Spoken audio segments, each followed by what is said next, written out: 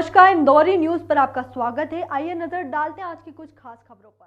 Smart city Indore में अवैध से वैध करी गई कॉलोनी की रजिस्ट्री करने के लिए पायलट प्रोजेक्ट की योजना बनाई गई है, जिसमें सबसे पहले को नोटरी से रजिस्ट्री का अभियान शुरू किया जाएगा, जिसको लेकर कांग्रेस प्रदेश प्रवक्ता और अधिवक्ता प्रमोद कुमार द्विवेदी का कहना है कि 2001 से ये कार्य हो रहा है, जिसके चलते अधिकतर नोटरी की रजिस्ट्री हो चुकी है। इसमें नया क्या है, ये तो सिर्फ नगर निगम में एक बड़ा घोटाला हुआ है, उसे ध्यान भटकने के लिए इस तरह का काम किया जा रहा है। वही प्रमोद ने आरोप लगाया कि जो यह प्रोजेक्ट बनाया जा रहा है, सिर्फ उसे जनता को भड़काने का कार्य किया जा रहा है, क्योंकि पहले से ही इन कॉलोनियों की अधिकतर रजिस्ट्री जनता कर चुकी है। कलेक्टर के द्वारा एक आदेश जारी किया गया है कि आज से वो पायलट प्रोजेक्ट चालू कर रहे हैं। दो वार्ड चयनित किए हैं, 2 कॉलोनी चयनित की है, मालवीय नगर और शीतल नगर की। नोटरियों पर जो प्लाट हैं उनकी रजिस्ट्री की जाएगी। शायद जानकारी नहीं है अधिकारियों को, 2001 से ही ऐसे संपत्ति जिसका संपत्ति कर में खाता खुला हो, चाहे वो जनपद पंचायत की हो, जिला प्रशासन की हो, ग्राम पंचायत की हो या नगर निगम की हो, अगर उसका खाता संपत्ति कर में खुला है, टैक्स भर रहा है, तो वो रजिस्ट्री करने का अधिकार रखता है।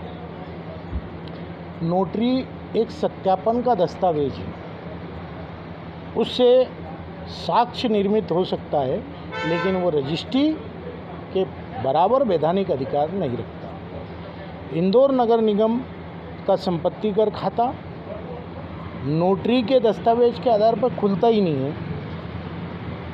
जब खाता ही नहीं खुलता तो आप रजिस्ट्री कैसे करा लेंगे? सर्वप्रथम बरसों पहले जो कॉलोनियाँ बसी थी, उन कॉलोनियों में जो लोग रह रहे हैं, नगर निगम संपत्ति कर खाता अप टू डेट करे। किसी भी प्रकार का पायलट प्रोजेक्ट भविष्य की योजनाओं का होता है, जो पूर्व से ही योजना चल रही है, उसे आप पायलट प्रोजेक्ट का नाम कैसे दे रहे हैं? सन 2001 में दिग्विजय सिंह जी के शासनकाल में नोटरियों की रजिस्ट्रियाँ शुरू की गई थी। कमलनाथ जी की सरकार में इसे ज़्यादा प्रोत्साहन दिया गया।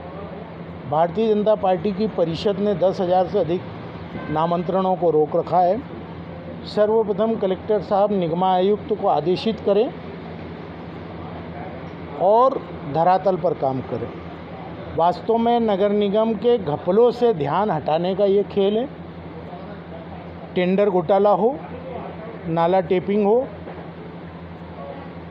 पानी का घोटाला हो, या संपत्ति कर में जो उसकी साइट को हैक करके आपराधिक कृत्य किया गया और लाखों करदाताओं की खातों को गायब कर दिया गया हो, उन सब से ध्यान हटाने का ये खेल है। मैं स्पष्ट कह रहा हूँ कि जो व्यवस्था पूर्व से चलित है, प्रचलित है, पहले उसका अध्ययन करें। उसमें जो खामियां हैं, अधिकारियों के द्वारा जो अड़ंगेबाजी की जा रही है, कलेक्टर मैदान में उतर करके उसे आत्मसात करें, उसे अवलोकित करें और फिर उसका निराकरण करें, तो वास्तव में जनता को इसका लाभ प्राप्त होगा। उन्हें ये जानकारी भी नहीं हो कि डॉक्टर मोहन यादव ने मुख्यमंत्री बनने के बाद अवैध कॉलोनियों के नियमितीकरण के लिए नई व्यवस्था लागू करने की बात कर दी, और नगरीय प्रशासन मंत्री कैलाश विजयवर्गीय जी ने उसकी पुष्टि कर दी है। ये कॉलोनियाँ अभी वैध हुई नहीं है।